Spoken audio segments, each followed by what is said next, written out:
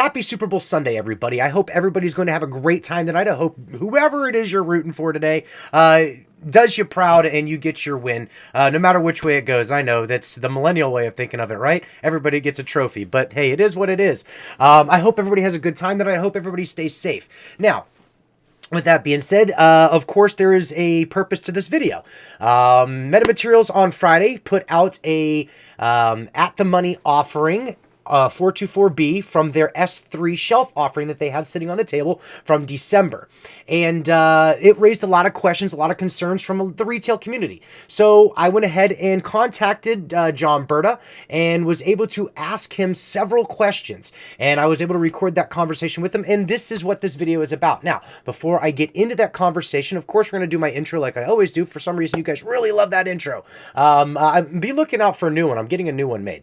Anyway, we're going to do the intro, but after that, I'm also going to do a reading of something that I wrote up. And hopefully this is going to help better explain what an ATM offering is. And then after that, I'm going to go ahead and play that conversation I got to have with John Brda. It's about 20-25 minutes long, so please enjoy it. Stick around to the end. And of course, like I always ask, please like the video, comment for the algorithm. That really helps get the videos out there, gets them pushing through the ether. And if you find value in my channel, if you like what I'm doing for you, please hit the subscribe button. It costs you absolutely nothing to do, and it really, really helps me out in the long run. So without any further ado, enjoy. What's up, YouTube? My name is Uncle Smokey, and this is Uncle Smokey Stock Trades. And before I start this video, I would like to say I am not a financial advisor, and this is not financial advice. So please take what I say with a grain of salt and do your own DD.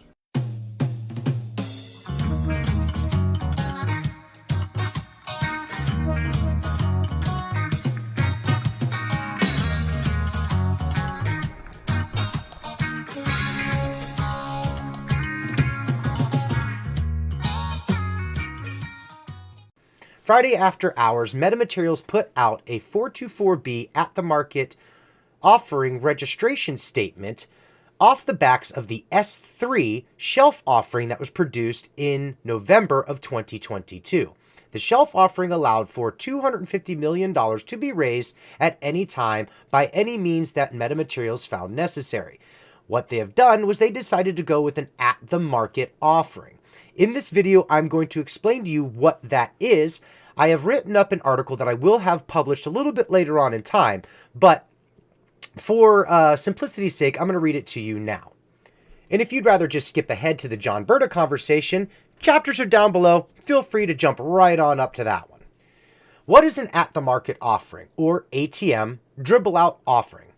It is a form of a follow-on public offering when a shelf offering is already in place.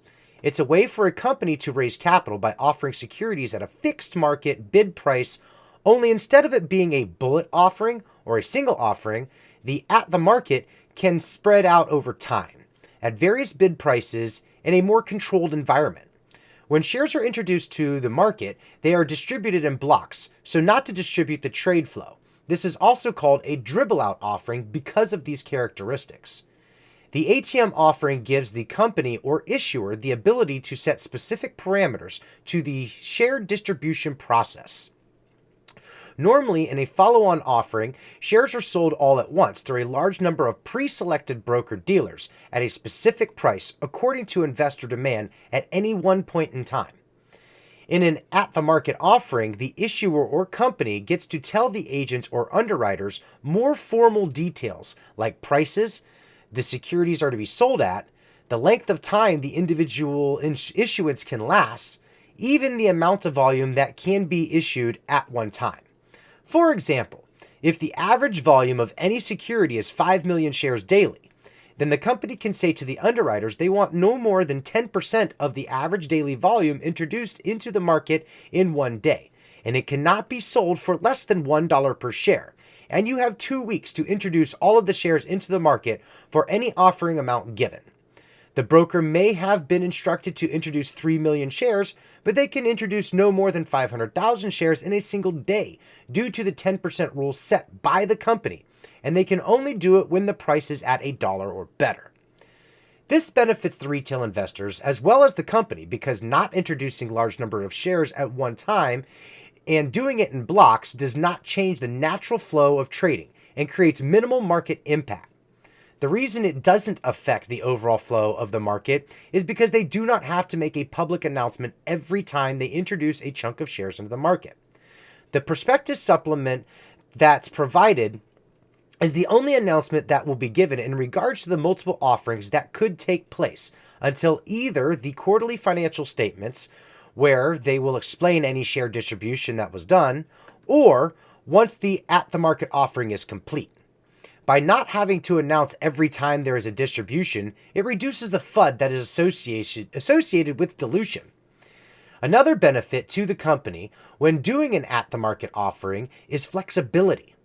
What I mean by that is if they come across another acquisition or takeover candidate, they have the ability to pounce and use shares from the at-the-market offering to make part or all of the purchase price for the potential acquisition, without the need for secondary financing from the bank. That means the company has the ability to continue to expand, grow, and make strategic acquisitions without creating interest-bearing debt going through a large bank. It also gives the issuer or company the ability to have more meaningful discussions with strategic investors, like international investing firms or even governments, to be able to gain non-dilutive capital. Yes, you heard that right. I said non-dilutive capital, but we'll talk about that a little bit later. There's also a cost benefit to the at-the-market offering. Typically, in a standard follow-on offering, it costs upwards of 6 to 10% of the overall adjusted value of the offering, which that money goes to the underwriters as basically the cost of doing business and to make the offering happen. And remember, that's for a one-time service being done. With an at-the-market offering, the cost to do the offering charged by the underwriters is significantly less and is usually only 1% to 3% of the offering total, which in turn saves the issuer money to having to pay fees to the underwriters. Even though the underwriters essentially are doing far more work in the end. Speaking of more hands being involved, there's also more banks involved in the offering process. When a company wants to perform an at-the-market offering, they need the banks to basically audit the company and do all kinds of legal due diligence, like digging into companies' financials, patent information, contracts, the works. Things the average retail investor is not privy to. They do this to be able to better place the shares in the appropriate long-term investors, as well as to ensure the companies are on the up and up. This also gives the ability for those banks to initiate new research coverage on the company, as well as brings a larger retail audience through their coverage, as well as those banks will want to bring the retail investors additional value. Now, back to that non-dilutive capital. Now that we know that there's more banks involved and they are doing due diligence on a company, this creates a potentially larger audience. And that larger audience could be both governmental and non-governmental entities, which could open the doors to various grants, crowdfunding, tax credits, and even form structured equity products. For governments to be able to give grants to a company, they need to see that the company has the ability to raise capital at any time, and an at-the-money offering does exactly that. This kind of capital raising is the best form of capital raising because it allows for the company to be able to do their day-to-day business and even in many cases grow the business even stronger than before because they have the backing of multiple investors, banks, and governments that want to see the success of the company and essentially could make it so the company may not even need to use any remaining offerings left on the shelf. Now, hopefully this description of the at-the-market offering can help you as the retail investor better understand the benefits and process of this type of offering and why a company chooses to go this route instead of a direct follow-on offering. And I hope you will see how this can also be beneficial to the retail investor and how a company is merely trying to bring value to each shareholder while at the same time is able to help the company grow and succeed. But in case this was not a clear enough example, let's go ahead and talk with John Brda, ex-CEO of Torchlight Energy, ex-consultant of MetaMaterials Inc., and current battler of the Naked Short War. Hey, John. Thanks for stopping in today and speaking with all of us. I really appreciate this. This is going to be a fantastic opportunity to better explain what an at the market offering is to the retail investors. Considering that a company that we all know and love, Metamaterials, has recently put out the ATM filing, the 424B, on Friday after the market close. And there has been a lot of questions that have been raised, and I'm hoping that this conversation you can help better explain that for us. So, in your words, can you please tell us what an at the market offering is, and how do they work? Sure. So an ATM offering is basically a mechanism that issuers can use after filing an S3 and entering into a sales contract with a broker dealer or multiple broker dealers. And they can use this at the market offering whenever and for whatever reason they want to for a period of up to 3 years before you have to renew it. And really what this is designed to do is to give the issuer tremendous flexibility without having to go to a broker dealer and raise money at a substantial discount with warrants like Metamaterials did last time. When they need capital, they can access the market, and particularly they would do that after a period of good news or after a period of appreciation in their stock, where the trend is definitely on the upward trend. Kind of, for example, when we were using this at Torchlight, if you remember when we were merging with Meta, in May of 2021, we filed a shelf for $100 million and an ATM along with it, just to have in place. In fact, we never even realized we were going to use it prior to the merger, because we put it in place for Meta to have on an ongoing basis. And so it just so happened that with the level of volume and eyeballs and new buying that came into the stock, we were able to raise through a series of two ATMs about 140 million at a 14% premium to market. And so that is a tremendous way to raise money, and it's obviously not dilutive to shareholders, and it's actually a very positive thing for shareholders if you do it in that manner. So as far as it goes with the technical aspect of things, the company itself would control like the dates that the shares would be introduced at, the price levels they'd be introduced at, minimums and maximums, volume levels that the shares could be introduced at as far as it goes with trading volume. They're in total control of the parameters. Is that correct? Yeah, 100%. So they're typically, in this case, it would either be George or Ken or somebody on the executive team would basically set rules with the broker dealers and say, for example, I'm not going to do anything until you hear from me. So don't even assume we're going to be in the market, because chances are we're not going to be. And so if they ever need to be in the market, if they wanted to sell 10 shares or 10,000 shares, they can do that at their leisure. And so that's and it's typically done at for example, you sell it and it's a 3% fee. And it settles just like it was in your account. If you wanted to sell 10,000 shares, you sell your 10,000. 2 days later, the stock settles. This is the same way, but the only difference is the stock settles from the transfer agent and not someone else's account. Another point of confusion in all of this was the price that was seen on the actual prospectus, the 424B. The way I read it is it's more of an assumption, not a actual price being released. So the company doesn't have to release it at the 85 cents that was released on the prospectus, correct? Absolutely, and it's based upon dollar amount, not actual shares. So, if the stock goes to $4 or $5 and they want to issue 100,000 shares and raise, $400 or $500,000, they can do that, and it'll be based upon the price of the stock on that day. And typically, the way that we did it is I think we were no more than 5% of the volume on a daily basis when we were in the market. And so it's, you kind of have to know what you're doing, but it's not that difficult. And you work with these guys are experienced traders. They see order flow, and, they can help you do that. But I think personally, it's a fantastic way to raise capital when you need it, when you want to do it, because you don't have all the BS associated with somebody.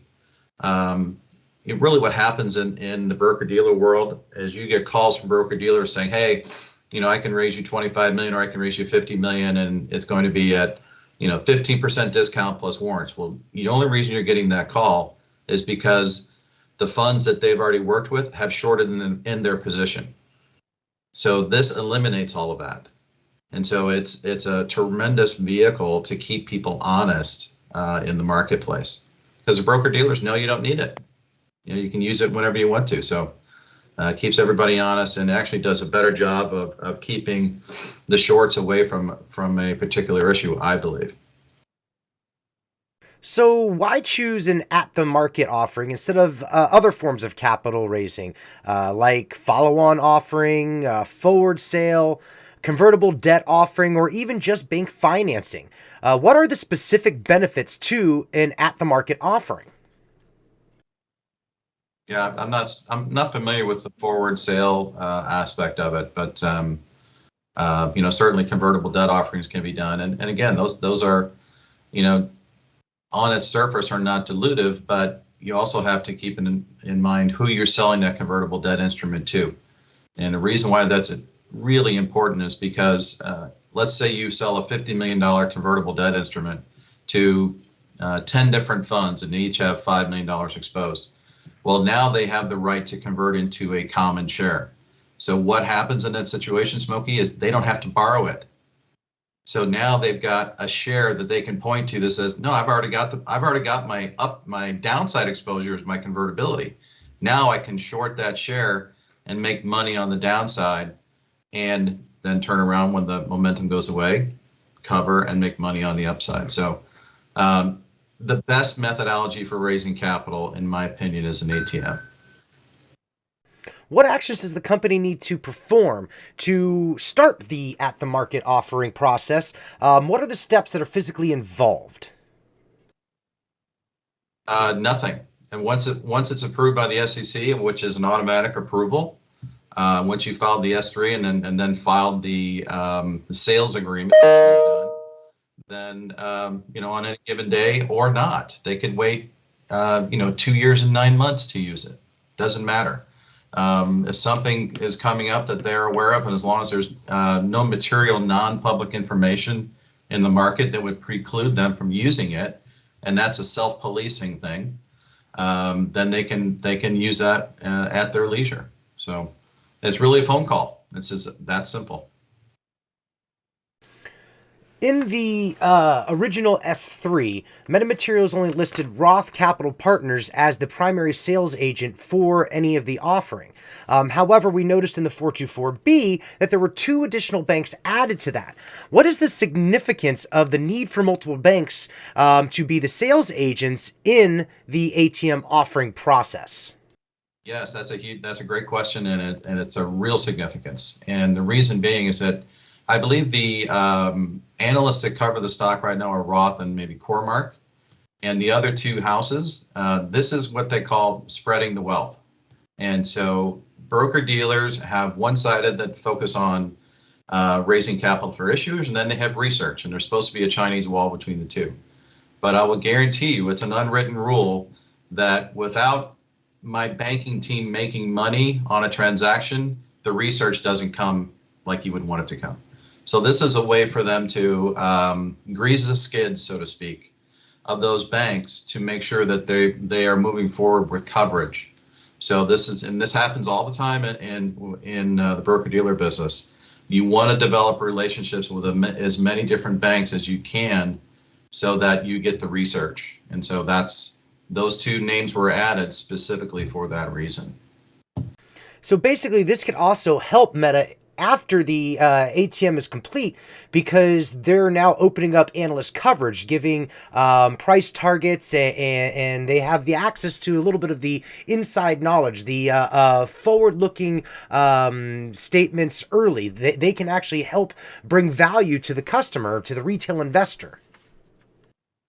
Yeah, and they can start that process now, and that's typically what happens. As long as there's a pathway to making money on an issuer, those research people will start doing their work. Again, they're not supposed to be tied together, but that's an unwritten rule that they, wink, wink.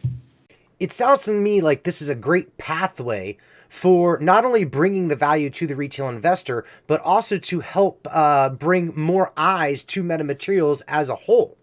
Absolutely. So they'll do non-deal roadshows, they'll do research, they'll do conferences that they'll be invited to, and it's really for a company like George's is if these broker dealers don't do those things that they're supposed to do, then get rid of them.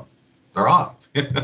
So it's a great way to hold them to the fire as to what they've bargained for in exchange for being on this ATM list. And then also keep in mind that there's another positive thing to this. Let's say they're on a non-deal roadshow and they're speaking to a true fund, not a State Street or not a Vanguard, not a BlackRock that's just buying to lend out. They're speaking to a true fund that believes in what they're doing, and that fund wants to position 10 or 20 or 30 million shares. Well, it's hard for them to do that in the market without potentially moving the market. And so in that particular case, they may be able to access the ATM to provide them, it's a win-win. It provides liquidity directly to that fund through the market, and then also allows them to position, that particular entity, again, without giving up any warrants and a 3% fee. Much better company.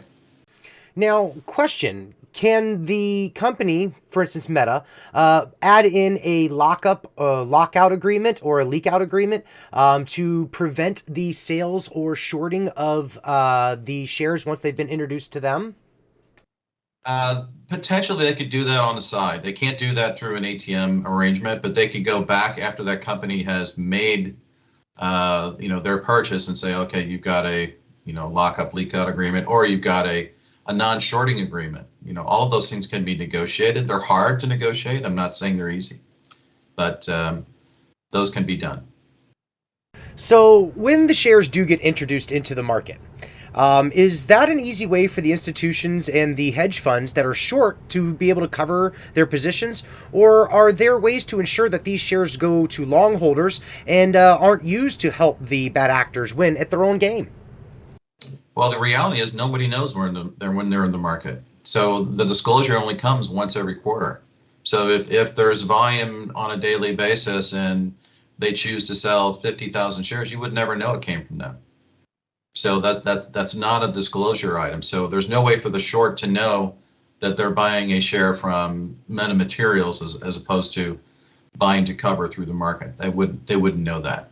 I'm actually glad that you brought up that whole reporting factor, because that's important to know that every time that the company decides to do one of these offerings, these little subsections of the overall at the market offering, they don't have to actually report that as far as it goes with any filings to the SEC or anything. That'll actually show up on their quarterly reports, or they will file a completion filing once the at the market offering is totally done.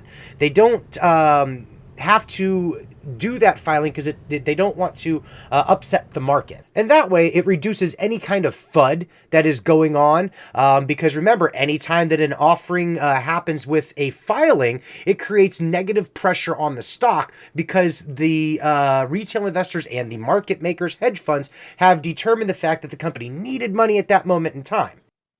Yeah, it's just a quarterly acknowledgement. You basically say, I sold 50,000 shares this quarter at an average price of X. That's it. That's the amount of disclosure. I'm just glad that feature of the ATM offering is able to stomp out any FUD before it actually comes out. So my next question is does the company need to actually do the full ATM offering, or can it be canceled if they get, say, non-dilutive funding? The answer to the question is, yeah, they can cancel it, but you touched on something there that's real important. Non-dilutive funding. One of the reasons why that ATM is in place as well for metamaterial side, and this is what when I was involved with George, when we were working on, is to be able to show that ability to raise equity to a government agency that's interested in giving them a grant. Because a lot of times they want to make sure that you have the ability to raise capital before they'll give you the grant. And so that ATM satisfies that for them. So this is a very strategic situation, and I don't want to toot my own horn, but George and I talked about this many times, and I'm glad he did it. I'm actually really glad that you said that you're glad that metamaterials put the ATM in place. That's going to help explain to the retail investor that's in this play, that's invested in this in the long term, that this was a very important, very strategic move that needed to be done in order for them to be able to raise capital in the near to long term future. So I do truly appreciate you being able to say that. Also, I would like to know if there's any cons in this. Is there anything that is a negative for us or the company? Well, the con is if you're in the market on a daily basis and you need to raise a shit ton of capital right away, this is not, that's typically when a broker dealer comes to you and says, hey, I can give you 50 million tomorrow, but it's going to be at a 20% discount, right? This is more for that planned out burn that you might have over the next 3 quarters and saying, hey, I need to raise, $4 or $5 million each quarter over a period of time, and do so in a very soft, legitimate way into the market. That's what this is designed to do. And, people, again, it's the dilutive financings that hurt people. If you remember back in February of 2021, when we raised capital with Roth, and we raised, I think it was a total of 27 million. Well, they came to us on Super Bowl weekend, just like this weekend, and said, hey, we can raise up to $50 million. We've got a tremendous amount of, demand. And I said, well, of course you do. The stock was at 2 a week ago, and now it's at $1.65. You got, and on 20 million shares, of course you've got demand, right? And so after talking to both boards, we decided that, hey, because the SEC may or may not actually review our proxy, we need to probably take this capital down, which it ended up being a great decision. But what the most important thing about that decision is that we actually lowered the discount in order to not have to give warrants. First of all, warrants are just the kiss of death on any offering. And you look at any company that does a stock and warrant deal, the stock's going lower. I guarantee it. Secondly, what we were able to do in that offering is pick and choose what funds were able to get the money. And so we went through after the Super Bowl Sunday, I got a list of everybody who wanted shares, and I eliminated 90% of the people. Because one, they were Reg M violators, which means they shorted it in the last 5 days. Or secondly, they were under investigation by the SEC for being naked shorts and short and distorts. All these scumbags come to the table and they want to cover through an offering like this. And what happened? They didn't get shares in the offering, so they had to go into the market to buy the shares. And so that was a real important aspect of that offering. And now I'm forgetting where I wanted to go with this story, but it's important to know when you're doing this, any type of transaction that involves warrants, you just want to stay away from it. This ATM allows them to stay away from those. It sounds to me like this is really beneficial for not only the company to be able to raise money, raise capital, to be able to do their business and be able to continue on, but this is also very beneficial for the retail investor because it's adding like true value to the overall company. Right. I would argue as well as, when they filed the S3, I know it was probably a month ago when they got it approved for 100 million. They did not file this ATM facility at that same time. If you notice that, this is a sales agreement that they filed, right? So what that tells all the shorts that were shorting ahead of an offering, that, oh shit, guys, they're not doing an offering. What do we do now? I guess we got to go back in and start covering our short. That's actually very interesting to find out that that's one way to look at it, how the shorts really picked up after the S3 kicked in. But now there is that potential for them to need to cover because they're basically saying, hey, we don't really need the money, but we're going to toss this out there for just in case one day we do. So that's that. This could turn into a positive. You never know with the short game with the nakeds and locates and all the the FTDs. You never know what kind of games they're playing. It's a crookedest game on Wall Street. But I would argue that this probably gives them a signal that they're not doing an overnight, and we're not going to have a chance to cover our shares in that manner.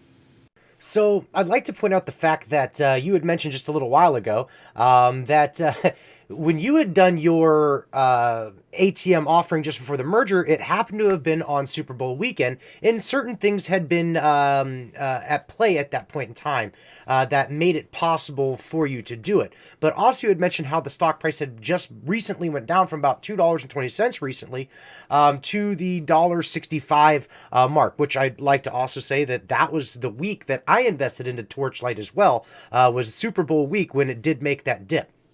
I found that a great time to buy in.